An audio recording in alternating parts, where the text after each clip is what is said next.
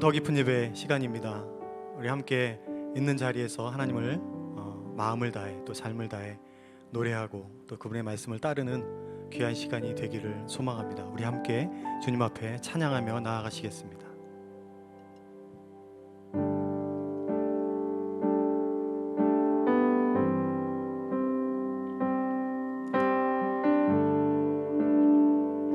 우리 함께 마음을 다해 고백하겠습니다. 주님 곁으로, 주님 곁으로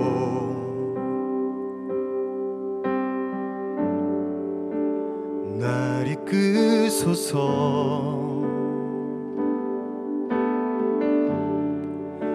내 모든 것 다 드리며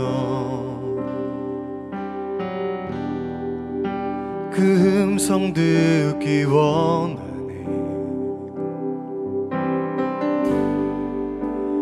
나의 참 소망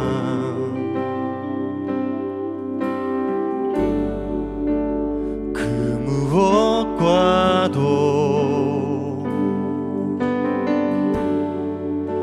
바꿀 수 없는 주 사랑, 그 품 안에 난 그리 주님의 길로 인도하소서.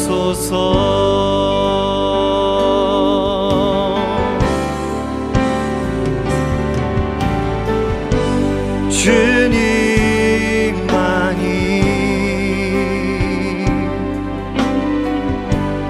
내 모든 것 되시니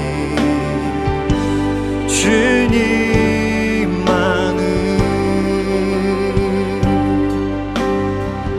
더하게 하소서.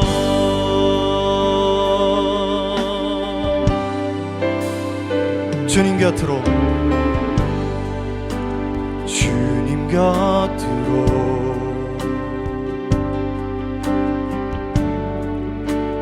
날 이끄소서.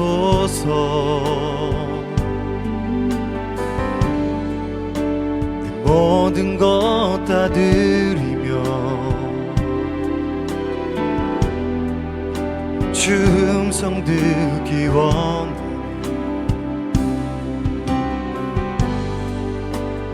나의 참 소망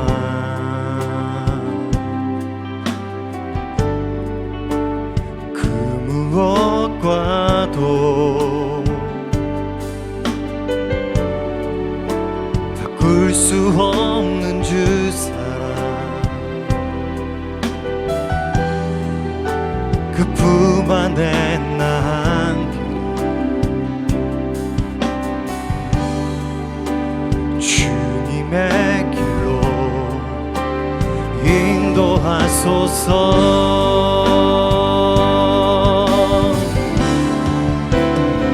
주님만이, 주님만이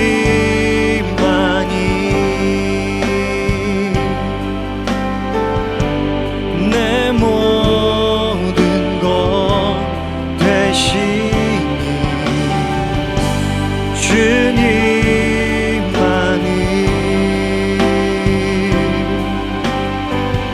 더하게 하소서. 주님만, 주님만이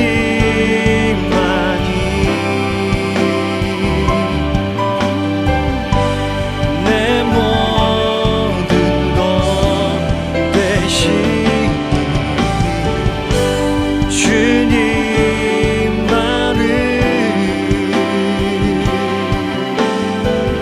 더하게 하소서. 목마른 나의 영혼, 마른 나의 영혼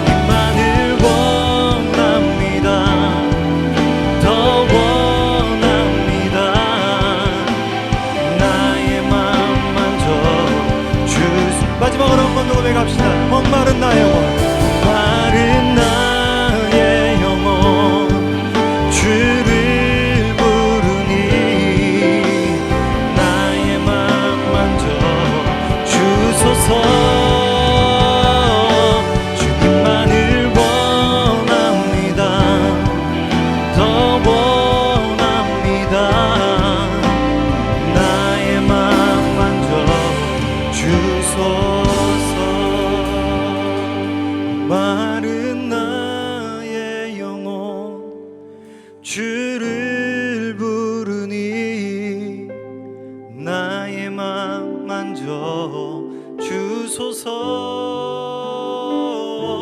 주님만을 원합니다. 더 원합니다.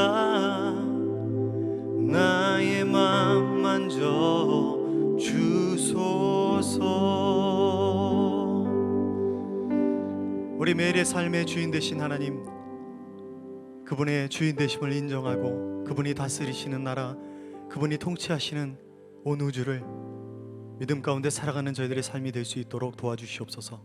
삶의 그늘이 비치고 빗방울이 떨어질지라도 우리의 삶을 한 걸음 한 걸음 인도하시는 그분을 신뢰하고, 때때로 두려움과 연약함에 주저앉을지라도 다시 일으켜 세우시는 주님을 바라보고 믿음 가운데 이 한날을, 또 남은 한 주를 살아가는 저희들의 삶 되게 하여 주시옵소서. 이 토요일 아침 우리에게 주시는 말씀을 따라 믿음으로 주께 나아갑니다. 말씀이 우리 영을 깨우고 살리는 귀한 역사를 인도하여 주시옵소서. 감사드리며 예수님의 이름으로 기도드립니다. 아멘.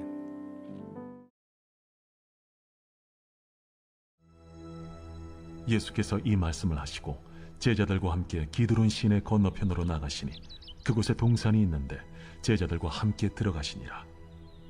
그곳은 가끔 예수께서 제자들과 모이시는 곳이므로 예수를 파는 유다도 그곳을 알더라. 유다가 군대와 대제사장들과 바리새인들에게서 얻은 아랫사람들을 데리고 등과 횃불과 무기를 가지고 그리로 오는지라. 예수께서 그 당할 일을 다 아시고 나아가 이르시되, 너희가 누구를 찾느냐? 나사렛 예수라. 내가 그니라. 그를 파는 유다도 그들과 함께 섰더라. 예수께서 그들에게 내가 그니라 하실 때에 그들이 물러가서 땅에 엎드러지는지라. 이에 다시 누구를 찾느냐? 나사렛 예수라. 너희에게 내가 그니라 하였으니 나를 찾거든 이 사람들이 가는 것은 용납하라 하시니, 이는 아버지께서 내게 주신 자 중에서 하나도 잃지 아니하였사옵나이다 하신 말씀을 응하게 하려 함이로라. 이에 시몬 베드로가 칼을 가졌는데 그것을 빼어 대제사장이 종을 쳐서 오른편 귀를 베어버리니 그 종의 이름은 말고라. 칼을 칼집에 꽂으라. 아버지께서 주신 잔을 내가 마시지 아니하겠느냐? 이에 군대와 천부장과 유대인의 아랫사람들이 예수를 잡아 결박하여 먼저 안나스에게로 끌고 가니, 안나스는 그 해의 대제사장인 가야바의 장인이라. 가야바는 유대인들에게 한 사람이 백성을 위하여 죽는 것이 유익하다고 권고하던 자로라.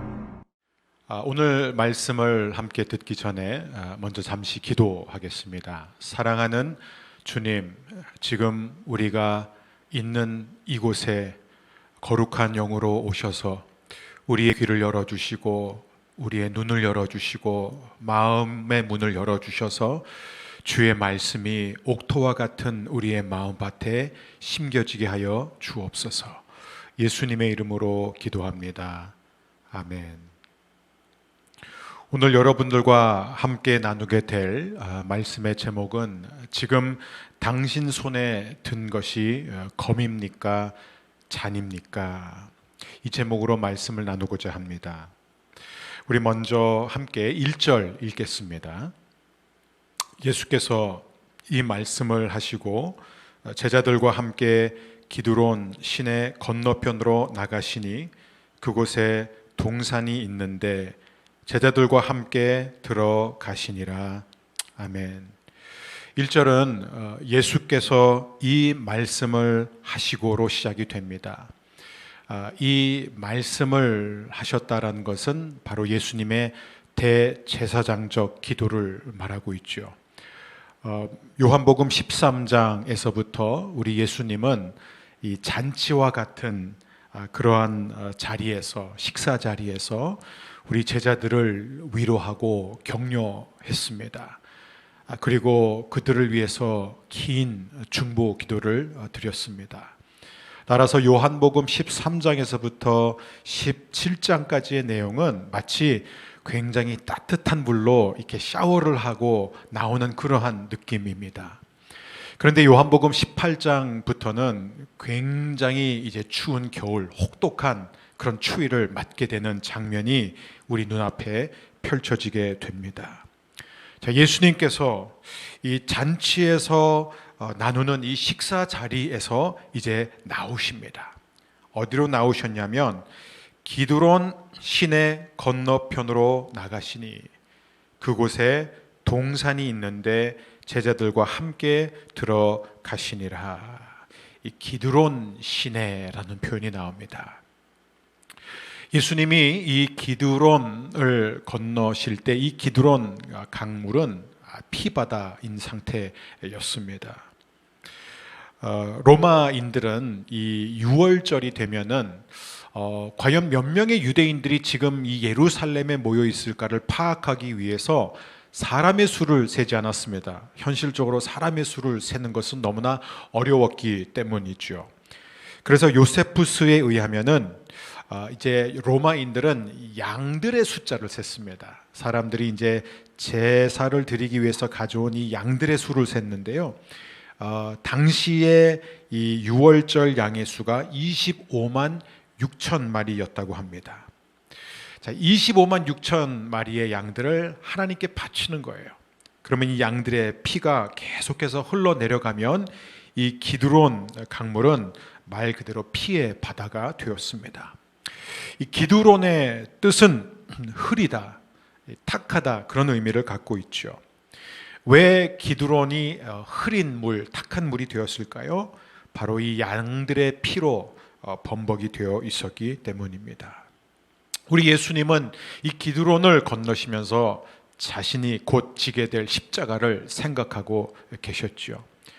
그러나 동시에 예수님은 틀림없이 수백 년 전에 자신의 선조인 이 다윗이 이 강을 건넜을 때를 분명히 기억하셨을 것입니다. 다윗이 언제 이 기드론을 건넜느냐? 바로 자신이 가장 사랑했던 아들 압살롬, 자신의 가족, 그리고 예루살렘의 주민들, 자신이 품었던 동료 유대인들로부터 배신당하고 버림받았을 때 다윗은 바로 이 기드론을 건너갔어야 했습니다. 이제 예수님도 다윗의 자손으로 이 땅에 오셔서 어린 양으로서 직접 도살장에 끌려가면서 자신의 사랑하는 동료, 동족으로부터 버림받는 순간이 된 것입니다. 1절에 보니까 그곳에 동산이 있는데 이렇게 표현하고 있습니다. 그런데 이 동산은 당연히 겟세마네 동산입니다. 근데 요한은 겟세마네라는 표현을 쓰지 않습니다. 왜 익명으로 그냥 동산이라고 했을까요? 굉장히 깊은 의미가 있습니다. 왜냐하면 동산하면은 가장 먼저 떠오르는 게 에덴 동산이죠. 아담과 하와는 에덴 동산에서 죄를 지었습니다. 하나님을 거역했습니다. 그리고 숨었습니다. 그리고 죄가 세상에 들어왔죠. 그런데 예수님은 지금 동산으로 가셔서 그 동산에서 숨는 것이 아니라 자신을 드러내고 온 인류의 죄를 담당함으로 말미암아 에덴 동산의 저주를 다시 축복으로 바꾸기 위해서 지금 동산으로 가고 있는 것입니다. 이 겟세마네라는 이 뜻은 바로 이 기름을 짜는 장소, 기름을 짜는 곳입니다. 즉 예수님은 이곳에 가셔서 이제 아버지 하나님의 뜻에 온전히 순종함으로써 기름처럼 완전히 으스러지고 짜지는 그런 십자가의 죽음을 맞이하기 위해 가신 것입니다. 우리 2절 말씀 함께 읽겠습니다.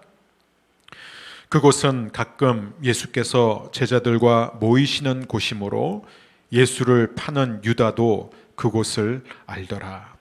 자, 이 개역 개정에는 그곳은 가끔이라고 표현되어 있는데 사실 원어적인 의미는 수시로, 자주라는 것입니다.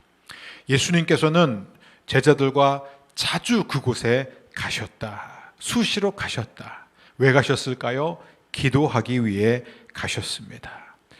그래서 예수를 파는 유다도 그것을 알더라. 여러분, 사람들은 우리를 어디서 찾을까요? 힘든 일이 생기고 어려운 일이 생길 때, 저 사람은 저기 가면 있을 거다. 여러분들은 사람들이 어디서 찾을까요? 저 집사님은 지금 골프장에 가 계실 거다. 저 집사님은 지금 아마 집에서 텔레비를 보고 계실 거다. 저 집사님 아마 지금 회사에서 열심히 일을 하고 계실 거다. 여러 가지 시나리오가 있을 수 있습니다. 그런데 저는 저뿐만 아니라 우리 성도 모든 분들이 어려운 일이 생길 때, 힘든 일이 생길 때, 심지어 유다처럼 여러분을 좋아하지 않고 대적하는 사람조차도, 여러분의 원수도 저 사람은 지금 기도의 자리에 있을 것이다. 하나님의 말씀을 읽고 있을 것이다. 하나님 앞에 나아가 경건의 시간을 갖고 있을 것이다. 그렇게 알려지는 저와 여러분의 인생이 되었으면 좋겠습니다. 3절 말씀 함께 읽겠습니다. 유다가 군대와 대제사장들과 바리새인들에게서 얻은 아랫사람들을 데리고 등과 횃불과 무기를 가지고 그리로 오는지라. 이 유다를 생각하면 참 기가 막히죠. 다른 제자들과 똑같이 3년 반 동안 예수님으로부터 모든 진리를 배웠습니다. 예수님을 가까이에서 뵈면서 예수님의 삶이 얼마나 온전한 삶이고 얼마나 신실한 삶인지 하나님의 아들을 직접 눈으로 보면서 그렇게 배웠음에도 불구하고 3년 반 동안의 철저한 제자 양육을 받았음에도 불구하고 그는 제자가 되기는커녕 배신자의 모습을 띠고 있었습니다. 여러분, 우리는 어떻습니까? 3년 동안 교회 생활을 하고 어떤 사람들은 10년, 어떤 사람은 30년 동안 신앙생활을 했음에도 불구하고 여전히 제자가 되지 못하진 않았습니까? 우리는 다시 한번 하나님의 은혜가 필요함을 기억하게 됩니다. 3년 반 동안 예수님으로부터 직접 가르침을 받은 사람도 강팍한 마음을 가질 수 있다면 하물며 우리는 어떻겠습니까? 오늘도 우리가 함께 기도하는 것은 하나님 아버지, 저에게 은혜를 주셔서 강팍한 마음을 제거하여 주시고 주의 말씀을 바로 듣고 깨달아 알고 순종하게 하여 주옵소서. 이것이 오늘 우리의 기도가 되기를 바랍니다. 자, 여기 보면 유다가 군대와 대제사장들과 바리새인들에게서 얻은 아랫사람들을 데리고 왔다라고 되어 있습니다. 이 군대라는 이 헬라어 표현은 당시에 6,000명을 가리키는 이 레기온의 10분의 1에 해당하는 그러한 작은 부대였습니다. 즉 600명이라는 것이죠. 유다가 600명의 로마 병사들과 대제사장들과 바리새인들에게서 얻은 아랫사람들을 데리고 왔다. 왜 이렇게 많은 사람들이 왔을까요? 이들은 그냥 오지 않았습니다. 등과 횃불과 무기를 가지고 왔습니다. 사실 이들은 등과 횃불을 가지고 갈 필요가 없었습니다. 왜냐하면 6월절 기간이기 때문에. 6월절의 만월은 유명하죠. 지금 보름달이 떠 있습니다. 따라서 밤중에도 횃불과 등 없이도 얼마든지 사람이 얼굴을 선명하게 볼 수 있었습니다. 이들은 지금 세상의 빛으로 오신 그 예수님을 체포하기 위해서 인간 등, 인간 횃불과 인간 무기를 가지고 예수님을 잡기 위해 나간 것입니다. 4절에 보니까 함께 읽겠습니다. 예수께서 그 당할 일을 다 아시고 나아가 이르시되 너희가 누구를 찾느냐. 우리 예수님은 다 알고 계셨다는 것이에요. 전지전능하신 하나님, 즉 모든 상황을 통치하시는 주님을 우리는 보게 됩니다. 사실 예수님이 예루살렘에 그냥 거하셨다면, 예루살렘 성전에 남아 계셨다면 이들이 이렇게 많은 사람들을 데리고 예수님을 잡으러 올 수 없었을 것입니다. 왜냐하면요, 이 바리새인들과 종교 지도자들은 항상 이 회중들의 시선을 의식했기 때문이죠. 그래서 예수님이 스스로 예루살렘에서 벗어나 겟세마네 동산 한적한 곳에 나간 것은 이들이 예수님을 쉽게 체포할 수 있도록 자신을 노출시킬 겁니다. 그리고 우리 예수님은 모든 것을 아시고 그들에게 다가가 먼저 말씀하십니다. 너희는 누구를 찾느냐? 5절 함께 읽겠습니다. 대답하되 나사렛 예수라 하거늘 이르시되 내가 그니라 하시니라. 그를 파는 유다도 그들과 함께 섰더라. 너희가 누구를 찾느냐? 라고 물으셨을 때 이 사람들은 나사렛 예수라 라고 했습니다. 근데 예수님이 내가 그니라, 에고 에이미, I am 이라고 말씀하십니다. 바로 하나님만이 쓰실 수 있는 표현이죠. 내가 바로 하나님이다. 그런데 참 신기한 것은 유다도 그 자리에 있었다는 얘기는 유다조차 예수님을 그 순간에 알아보지 못했다는 것입니다. 3년 반 동안 예수님과 함께 먹고 자고 생활했던 이 유다가 왜 그 순간에 예수님을 보지 못했을까요? 바로 예수님의 그 영광스러운 모습 때문입니다. 예수님께서 내가 바로 그니라 말씀하는 순간 어떤 일이 일어났습니까? 우리 6절입니다. 예수께서 그들에게 내가 그니라 하실 때에 그들이 물러가서 땅에 엎드러지는지라. 이 사람들은 지금 적어도 600명이 왔습니다. 한 700명, 800명 가까이 왔습니다. 저마다 다 무기를 들고 있습니다. 칼을 들고 있고 창을 들고 있습니다. 그런데 한 사람의 대답 앞에 다 무너집니다. 여기 보면 이 표현이요, 앞에 주님을 경배하기 위해서 앞으로 엎드렸다는 표현이 아니라 뒤로 자빠졌다는 표현입니다. 뒤로 넘어갔다는 것입니다. 이 예수님의 영광과 그 권능이 얼마나 그들을 압도했는지 모릅니다. 순간 두려움이 엄습해 들으면서 그들은 다 뒤로 자빠집니다. 예수님은 그들이 제정신이 돌아올 때까지 기다리셨다가 다시 질문하십니다. 7절 함께 읽습니다. 이에 다시 누구를 찾느냐고 물으신데 그들이 말하되 나사렛 예수라 하거늘. 아마 첫 번째 나사렛 예수라라고 대답했을 때와 이 두 번째 대답은 전혀 달랐을 것입니다. 그들은 벌벌 떨면서 훨씬 더 공손하게 나사렛 예수라 이렇게 대답했을 것입니다. 우리 8절 읽겠습니다. 예수께서 대답하시되 너희에게 내가 그니라 하였으니 나를 찾거든 이 사람들이 가는 것은 용납하라 하시니 9절 이는 아버지께서 내게 주신 자 중에서 하나도 잃지 아니하였사옵나이다 하신 말씀을 응하게 하려 함이러라. 예수님은 당당하게 말씀하십니다. 너희가 지금 찾고 있는 그 사람은 바로 나다. 그러니 내 제자들은 다 가게 해라. 다 가게 해라. 예수님은 위기의 순간에 오직 제자들을 걱정하십니다. 그리고 말씀이 응하게 하기 위해서 제자들을 놓아줄 것을 명령하시는 것입니다. 제자들은 다 도망했습니다. 그런데 두 사람은 도망하지 않았어요. 바로 베드로와 요한입니다. 자, 베드로가 도망하지 않은 것은 좋은데 어떤 일이 일어났을까요? 우리 10절 말씀 함께 읽겠습니다. 이에 시몬 베드로가 칼을 가졌는데 그것을 빼어 대제사장의 종을 쳐서 오른편 귀를 베어 버리니 그 종의 이름은 말고라. 자, 시몬 베드로는 도망가지 않았습니다. 끝까지 예수님 곁을 지켰습니다. 자기가 한 약속이 있거든요. 다른 사람은 다 줄을 버리고 다 도망가도 저는 끝까지 주님과 함께 있겠습니다. 베드로는 정말 그런 각오가 서 있었던 사람이었습니다. 그런데 시몬 베드로가 왜 칼을 갖고 있었을까요? 왜냐하면 이 누가복음 22장에 보면은 예수님께서 실제로 그런 말씀을 하신 적이 있습니다. 자, 이제는 이 검이 없는 자들은 겉옷을 팔아서 검을 사라 이렇게 말씀하셨어요. 그런데 예수님은 이것을 문자적인 의미로 말씀하신 게 아닙니다. 예수님은 한 번도 제자들에게 너희가 칼을 가져가지고 검으로 싸우라고 말씀하신 적이 없습니다. 예수님의 이 말씀은 그만큼 때가 악하고 점점 더 악해질 것이기 때문에 이 땅에서 우리가 신앙인으로 살 때 적대적인 환경이 될 것임을 각오하라, 준비하라. 그래서 우리가 말씀의 검을 가져야 된다는 것을 말씀하셨습니다. 근데 이 베드로는 이것을 문자적으로 이해했던 것이죠.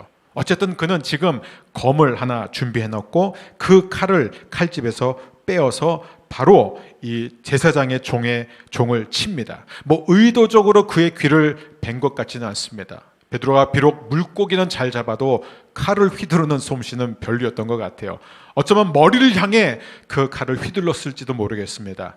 어쨌든 간에 그의 귀가, 말고의 오른쪽 귀가 잘려 나갔습니다.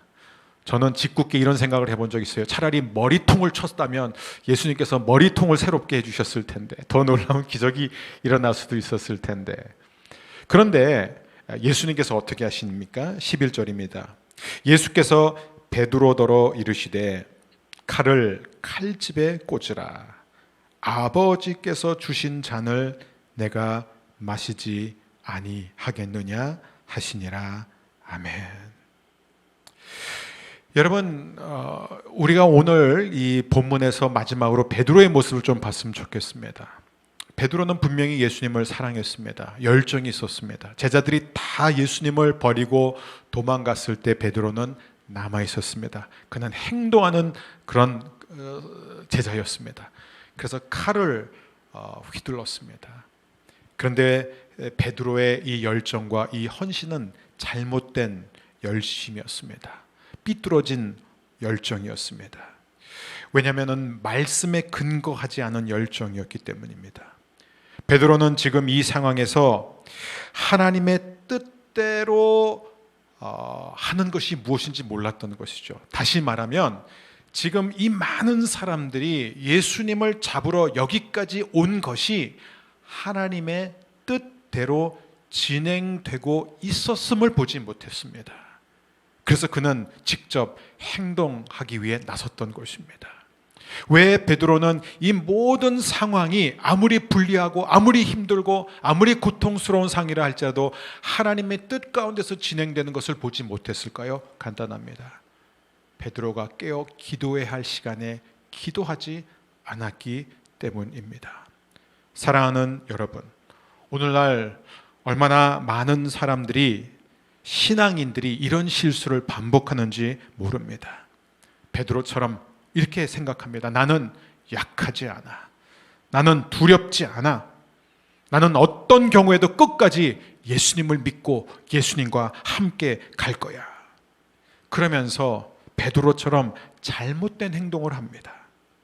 하나님의 말씀을 바로 이해하지 못했기 때문에 그 잘못된 성경관, 잘못된 신앙관을 가지고 사람들을 판단하고 사람들을 정죄할 때가 많습니다. 사실 우리는 말로 행동으로 베드로처럼 예수님을 위해, 예수님의 영광을 위해 싸울 때가 얼마나 많습니까? 근데 그 결과는 처참해요. 상처를 주는 거예요. 아픔을 주는 것입니다. 그러나 그것은 하나님의 방법이 아닙니다. 사랑하는 여러분, 우리의 열정, 우리의 헌신은 오직 말씀과 기도를 통해서만 바르게 사용할 수 있습니다. 날마다 말씀 안에 거하며 깨어 기도하지 않는다면 우리의 모든 행동, 우리의 모든 지식은 결국 사람들에게 본의 아니게 아픔과 정죄와 상처만 줄 뿐입니다. 여러분, 이것을 기억하십시오. 우리에게 가장 필요한 것은 다른 사람에게 상처를 주는 검이 아닙니다. 우리에게 가장 필요한 것은 싸우는 검이 아닙니다. 정죄하고 판단하고 야단치는 그런 검이 아닙니다.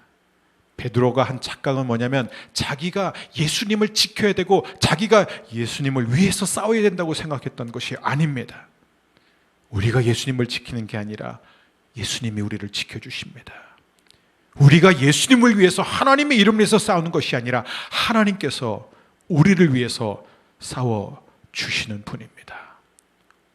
우리가 이 위기 가운데서 이것을 놓치면 안 됩니다. 베드로의 칼은 하나님의 잔을 거부하는 칼이었습니다. 예수님은 말씀하십니다. 칼을 칼집에 꽂으라. 아버지께서 주신 잔을 내가 마시지 아니하겠느냐. 이것은 희생의 잔입니다. 순종의 잔입니다. 자기 죽음의 잔입니다. 베드로의 행위는 자기 희생을 거부하고 내가 스스로 방어를 하고 내가 스스로 싸워서 내가 스스로 지키겠다는 불신의 행위였던 것입니다. 사랑하는 여러분, 오늘 이 말씀을 통해서 우리는 우리 각자에게 한번 물어볼 필요가 있습니다. 지금 내 손에 든 것은 검인가 잔인가? 여러분, 어떤 경우에도 말씀으로 형제를 비판하고 자매에게 상처 주고 정죄하는 그러한 행동을 하지 않게 되기를 바랍니다. 저와 여러분이 이 어려운 시기에 아버지께서 우리에게 주시는 잔, 고난의 잔, 순종의 잔, 자기 희생의 잔을 마실 때 하나님께서는 저와 여러분의 작은 순종을 통해 오늘도 어린 양 예수 그리스도의 보혈이 기드론 시냇가를 덮었던 것처럼 우리 대한민국과 이 한반도를 덮을 줄 믿습니다. 기도하겠습니다. 사랑하는 주님, 오늘 요한복음 18장 말씀을 통해 우리에게 다시 한번 새 생명과 희망을 주셔서 감사합니다. 하나님 아버지, 온 나라가 코로나 바이러스로 인해서 두려워 떨고 있는 이때에 우리가 있어야 할 자리가 어딘지를 말씀해 주시니 감사합니다. 하나님을 사랑하는 저희 모두가 있는 그곳이 겟세마네 동산이 되게 하여 주옵소서. 기도의 자리, 말씀을 읽는 자리, 그리고 무엇보다도 하나님의 음성을 듣는 자리를 지키는 저희들 되기를 원합니다. 우리의 가정, 우리의 일터, 우리가 있는 그곳이 하나님을 예배하는 예배의 자리가 되게 하여 주옵소서. 더 나아가 주님, 우리가 이 시간에 기도하오니 아버지께서 우리에게 주시는 잔을 마시는 저의 삶이 되기를 원합니다. 우리 손 안에 말씀을 가지고, 신앙을 가지고 다른 사람을 정죄하고 비판하고 상처 주는 말과 행동을 하지 않게 해주시고, 예수님처럼 묵묵히 아버지 말씀에 순종하며 자기를 낮추고 자기 희생을 두려워하지 않는 그런 우리의 삶이 될 수 있도록 주여 오늘도 말씀으로 우리를 새롭게 해주시고, 말씀의 검으로 우리를 수술해 주시고, 성령의 기름 부음으로 우리를 강건하게 하여 주옵소서. 감사를 드리며 예수님의 이름으로 기도합니다. 아멘.